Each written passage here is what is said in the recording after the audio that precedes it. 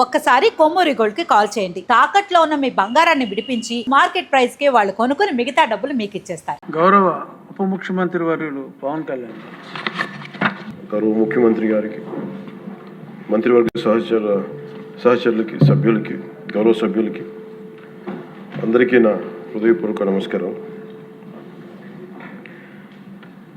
ఈ తిరుమల ఈ లడ్డు మీద జరిగిన ఈ కల్తీ ఈ డిబేట్కి సంబంధించి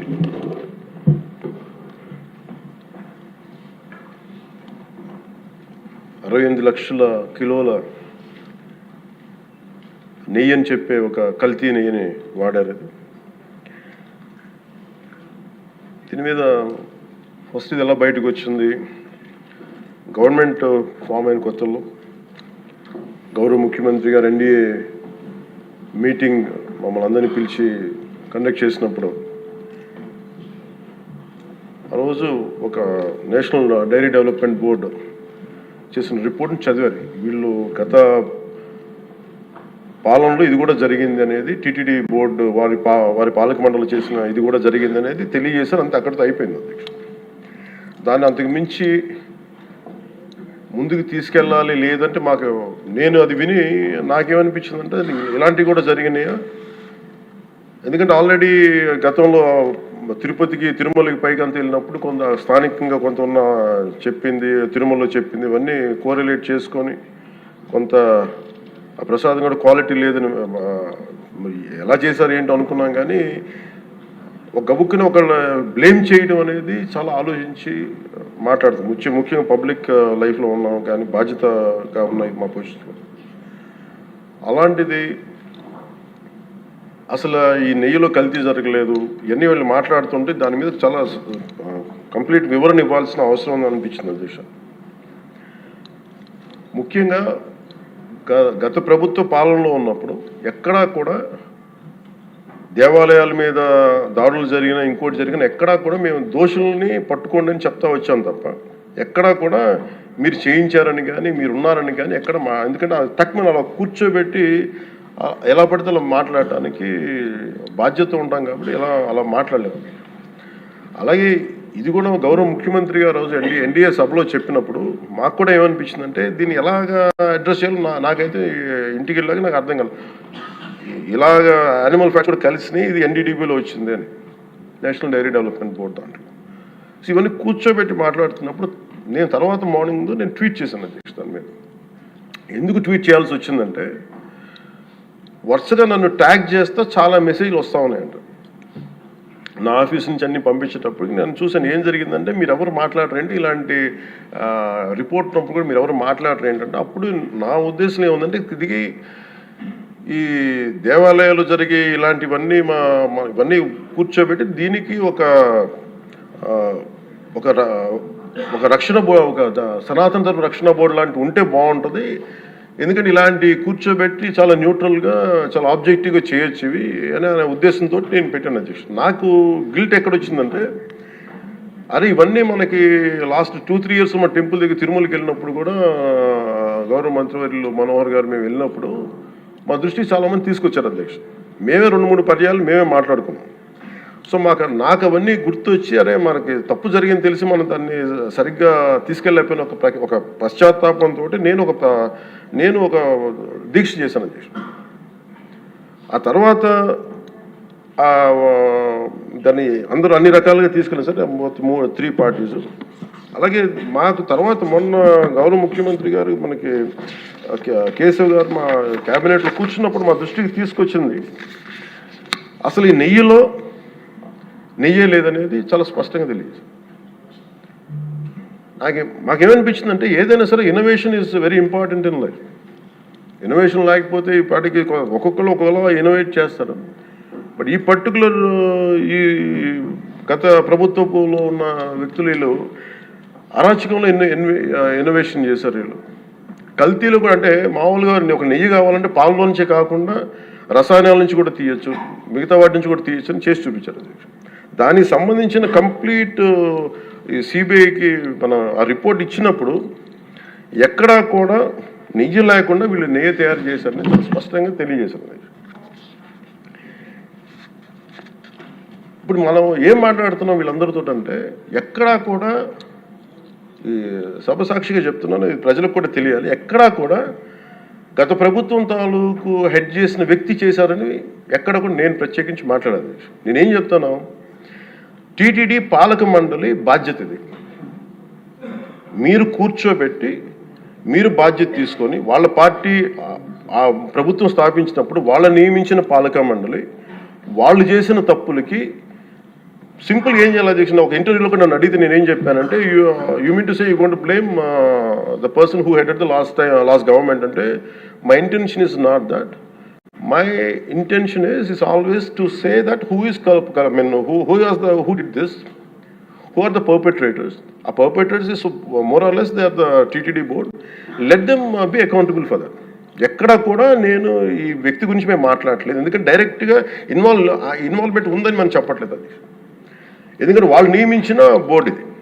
కానీ వాళ్ళు ఏం చేస్తున్నారు అక్కడ కూర్చోబెట్టి, ఎక్కడా కూడా సింపుల్ ఏం చేయాలి దీక్ష, నిజంగా నేనేం చెప్పాను ఆ ఇంటర్వ్యూలో కూడా, ఆయనే తప్పు, నాకు సంబంధం లేదు, మేము పలానా టీటీడీ బోర్డు చేసింది ఇది, ఆ టీటీడీ బోర్డు మీద మీరు నిష్పక్షపాతంగా ఒక కమిటీ వేయండి, ఆ దోషులు శిక్ష పడేలా చేయండి, వాట్ ఎవర్ దాని అవుట్కమ్ ఏముంటుందో దాన్ని బయట పెట్టండి, ఇంత సింపుల్గా తేల్చేయచ్చు. వాళ్ళు వెనకెందుకు వేసుకొస్తున్నారు నాకు ఈ రోజుకి నాకు అర్థం కాదు. ఈ రోజుకి వెనకేసుకు రావాల్సిన అవసరం లేదు. వెరీ క్లియర్ కట్ రిపోర్ట్ ఇచ్చింది. ఇందులో కంప్లీట్గా అసలు నెయ్యి లేకుండా వీళ్ళు నెయ్యి తయారు చేశారు కనుక, రసాయనాలతోటి పామ్ ఆయిల్ తోటి వీటన్నిటితో బేస్ చేసుకొని నెయ్యి లేకుండా నెయ్యి తయారు చేశారు. It's very clear cut, it's evident. ఇప్పుడు ఎందుకు ఇంత డిస్కషన్ అవుతుంది అధ్యక్ష, మనందరం కూర్చోబెట్టి ఇంత సభా సమయాన్ని ప్రజలకు ఇవ్వాల్సింది కేవలం తిరుపతి లడ్డు గురించి ఎందుకు మాట్లాడాల్సి వస్తుందంటే, వాళ్ళు నిజంగా కనుక ఉప్పేసుకుని ఉంటే కల్తీ జరిగింది, దానికి తగ్గ లా ఏం కోర్స్ యాక్షన్ ఏం తీసుకోవాలో తీసేసుకుని అయిపోతుంటే దానికి ఎవరైతే పర్పెట్రేటర్స్ ఉన్నారో వాళ్ళకి ఆ శిక్షగా వెళ్ళిపోతారు. అలా కాకుండా అసలు ఆ నెయ్యిలో కల్తీ లేదు, యానిమల్ ఫ్యాట్ లేదు, రిపోర్ట్ ఇచ్చిన తర్వాత ఇవన్నీ. అందుకని ఈ సభ ఈరోజు ఇంతమంది మాట్లాడాల్సి వస్తుంది అధ్యక్ష. మాకు ఏమనిపించిందంటే అధ్యక్ష, దీన్ని క్యాబినెట్ మీటింగ్లో మా దృష్టికి తీసుకొచ్చింది మీకు తెలియజేస్తున్నాను మీ ద్వారా ప్రజలకి. సిబిఐ నేతృత్వంలోని ఈ స్పెషల్ ఇన్వెస్టిగేషన్ టీం ఆ నెయ్యి తయారీకి 1 లీటర్ పాలు కూడా వినియోగించలేదని చెప్పి చాలా ఖచ్చితంగా తేల్చింది. ఆ పామాయిల్లో రసాయనాలు కలిపి తయారు చేసినట్టు చెప్పింది. ఆ ఇతర రసాయనాలు ఏ మూలకాల నుంచి తయారయ్యాయో నిర్ధారణ చేసే సాంకేతికత, దానికై సంబంధించిన టెక్నాలజీ ఆ పర్టికులర్ మా వద్ద లేదనేది ఆ సిట్ తేల్చేసింది. ఈ కేసులో 36 మందిని నిందితులుగా తేల్చింది. శ్రీవారి ప్రసాదాన్ని అపవిత్రం చేసేందుకు ఒక ప్రణాళిక, ఒక ప్లాన్ ప్రకారం కుట్ర జరిగిందన్నట్టు సిట్ తెలియజేసింది. అలాగే దీనికి ముందు ఏం జరిగిందని చూస్తే, తమకి నచ్చిన సంస్థలకి నెయ్యి సరఫరా కాంట్రాక్టులు కట్టబెట్టేందుకు ఒక ప్రణాళిక ప్రకారం టెండర్ నిబంధనలను సవరించారు. నెయ్యి సరఫరాకి సంస్థకి ఉండాల్సిన కనీస వార్షిక టర్నోవర్ 250 కోట్ల నుంచి 150 కోట్లకు తగ్గించారు. రోజుకి 4 లక్షల లీటర్ల పాలు సేకరించాలన్న నిబంధనని తొలగించారు. డైరీ రంగంలో 3 ఏళ్ల అనుభవం ఉండాలన్న నియమాన్ని ఏడాది కుదించారు. రోజుకి 12 టన్నుల వెన్నెయ్య తేయాలన్న నిబంధనను కూడా 8 టన్నులుగా మార్చేశారు. అంటే ఒకరికి నెయ్యి కాంట్రాక్ట్ ఇవ్వాలంటే ఇన్ని నిబంధనల్ని తూట్లు పొడిచారు. అది చేసిన తర్వాత మళ్ళీ సవరణ అనంతరం వీళ్ళు ఎంపిక చేసిన సంస్థలు 20-23 మధ్య నెయ్యి సరఫరా చేశాయి. నెయ్యి సరఫరా చేసిన సంస్థకు అందుకు కావాల్సిన కనీత అర్హతలు లేవని సిట్ ఛార్జ్ షీట్లో ఉంది. వీరు నెయ్యి సరఫరాకి ఎంచుకున్న ఆ సంస్థలు బోలేబాబా అని కానీ దానికి అనుబంధ సంస్థలు మాల్గంగా, వైష్ణవి డైరీలు 1 లీటర్ కూడా నెయ్యిని పాల నుంచి తయారు చేయాలని స్పష్టంగా చెప్పారు. ఇది 1924 మధ్య 11 కోట్ల మంది భక్తులను శ్రీవారిని దర్శించుకుంటే ఆ కాలంలో మొత్తం 48 కోట్ల లడ్డు ప్రసాదాలు విక్రయం జరిగింది. దాంట్లో సుమారు 20 కోట్ల లడ్డూలు నకిలీ నెయ్యితో తయారయ్యాయని చెప్పి టీటీడీ రికార్డ్స్ తెలియజేస్తాం. ఆ 11 కోట్ల మందికి రసాయనాలతో నిండిన మన లడ్డూలు పంపించారు. అలాగే ఇందులో 1,00,000 లడ్డూలు కూడా అయోధ్య రామ మందిర ప్రారంభోత్సవానికి పంపిణీ చేశారు. నేను మొన్న మన క్యాబినెట్లో మన గౌరవ ముఖ్యమంత్రి గారు మేమందరం కూర్చొని మాట్లాడుతున్నప్పుడు నాకు పర్సనల్గా నాకు మెసేజ్లు ఏంటంటే, మన ఈ అయోధ్యకి పంపిన లడ్డూలు ఈ లడ్డూలు కాదు, ఇవి వేరే లడ్డూలు. అలా ఎలా తేడా చెప్తారు వీళ్ళు? దానికోసం ప్రత్యేకంగా అంటే అక్కడ నిబంధనలు ఎక్కడా కూడా మీరు నెయ్యి మేము పలానోళ్ళు కొన్నారు మాకు డీటెయిల్స్ ఇస్తా ఉన్నారు. నేను సభాముఖంగా ఎందుకు వాళ్ళకి పేర్లు ప్రస్తావించరు, అది చెప్పిన వ్యక్తులు కానీ వీళ్ళు కానీ. నేను అడిగింది ఏంటంటే ఓకే మీకు దాని మీద ఆధారాలు ఏమున్నాయి, మీరు ఈ లాటే పంపించారు అయోధ్యకి అనేది మీకు ఏముంటే ఎక్కడ ఏం లేదు, అన్ని గాల్లో మాట్లాడుతున్నారు వీళ్ళందరూ. ఇప్పుడు మేము ప్రత్యేకించి మేము అడుగుతుంది ఏంటంటే దీనికి సంబంధించి కంప్లీట్ పాలక మండలి బోర్డు, టీటీడీ పాలక మండలి board they have to take responsibility. వాళ్ళని ఒక గత ప్రభుత్వాన్ని నడిపిన ముఖ్యుడైన వ్యక్తి వాళ్ళని వెనకేసుకొస్తున్నారంటే అందులో కూడా మీకు కూడా బాధ్యత తీసుకోవాల్సి వస్తుంది. అందుకని సభాముఖంగా మేము అందరికీ ఏం చెప్తున్నామంటే let the law take its own course. ఎవరైతే దోషులు ఉన్నారో వాళ్ళకి శిక్ష పడాల్సిందే. మా ఉద్దేశం ఒకటే అధ్యక్ష, ప్రాబ్లం ఎక్కడ ఉంది అంటే ఇందులో మనందరం కూడా ఇందాక మన గౌరవ సభ్యులు మాట్లాడతా నెల్లూరుకు సంబంధించి సోమిరెడ్డి గారు మాట్లాడతా దర్గా కానీ మన కసుమూరు దర్గా గురించి వీటన్నిటి మాట్లాడుతూ ఉంటే బేసిక్గా నేను కూడా నెల్లూరులో పెరిగాను కాబట్టి నేను అర్థం చేసుకోగలను. అది ఎక్కడా కూడా వేరే మతాలను కించపరచడం అనేది తెలియదు అది ఈ దేశం. అందుకే ఈ దేశం ఇలా ఉండేది కాదు. అలాంటి దేశం సాంప్రదాయాలని వీళ్ళు కూర్చోబెట్టి కల్తీ జరిగిందంటే వెరీ సింపుల్గా ఏం చేయాలి, అడల్ట్రేషన్ జరిగింది, మేము కూర్చోబెట్టి దీన్ని కరెక్ట్ చేసుకుని మీరు కరెక్ట్ చేయండి, మేము మీకు మద్దతు ఇస్తాం, ఇంతే చెప్పాలి అధ్యక్షుడు. అంతేగాని దాన్ని వెనకేసుకు వస్తున్నారు అంటే ఒకటి క్లియర్ కట్ రిపోర్ట్ ఉంది, అందులో నెయ్యి లేదనేది, అందులో రసాయనాలు ఉన్నాయని క్లియర్ కట్ చెప్పింది. ఈ రసాయనాల్లో ఏమున్నాయి అనేది అది పెరుమాళకి ఎరుగదు, ఆయనే కూర్చొని చేయాలి. ఒక రిపోర్ట్ ఏమో మాకు ఎన్డీడీబీ రిపోర్ట్ ఏమో దాంట్లో ఖచ్చితంగా ఈ జంతువు సంబంధించిన అవశేషాలు ఉన్నాయి అనేది చాలా స్పష్టంగా చెప్పారు. అది ప్రాపర్ ఆథరైజ్డ్ బోర్డు. ఇప్పుడు వీళ్ళేమో కూర్చొని అది కూడా మాట్లాడలేదు. Very clear cut as on today special మన సిబిఐ ఇచ్చిన మన ఛార్జ్ షీట్ ప్రకారం ఆ నెయ్యి కాదు, ఇది పామాయిల్తో పాటు రసాయనాలు కలిపింది. దీన్ని కూర్చోబెట్టి వాళ్ళు ఇంత మాట్లాడుతున్నారంటే ఇది ఖచ్చితంగా ప్రజల మధ్యకి వెళ్ళాలి. దీని నుంచి లబ్ధి పొందేది ఏం లేదు ఇక్కడ. కానీ ఇది ఏంటంటే ఇది ధర్మానికి సంబంధించిన విషయం అధ్యక్ష. ఇదే ఇష్యూ కనుక, ఇదే సమస్య కనుక ఏ ఒక్క మతానికి జరుగుంటే హిందూ ధర్మానికి కాకుండా వెంకటేశ్వర స్వామి వారికి కాకుండా ఇంక ఎవరికి జరిగినా కానీ ఈ దేశం గగ్గులైపోయింది, ప్రపంచం అంతా గగ్గులు పెట్టేసేవాడు. సమస్య ఏముందంటే ఇది ప్రతి ఒక్క హిందూ కూడా ఆలోచించాల్సిందే. ఎందుకంటే ప్రతి హిందూకి బై నేచర్ మా ఇంట్లో కానీ ఎవరు ఇందాక మన సోమిరెడ్డి గారు చెప్పినట్టుగా మీరు దర్గాకి ఏదంతా చూస్తే మేము దర్గాలకి చిన్నప్పుడు మేము స్కూల్లో ఉన్నప్పుడు ఆ రొట్టెలు పండుగ ఉండే దర్గా మెట్లు వెళ్ళి మేము కూర్చోబెట్టి అక్కడ ఇర్రెస్పెక్ట్ హిందూస్ ఇది ముస్లిం ఫెయిత్ అనుకోకుండా వెళ్ళి కూర్చోబెట్టి అందరూ గౌరవించి దాన్ని ఈ రోజుకి వెళ్తారు హిందువులందరూ. సో ఈ దేశ మూల సంస్కృతి మన ఇస్లాంని గౌరవించేది, క్రిస్టియానిటీని గౌరవించేది, సకల మతాల్ని గౌరవించేది.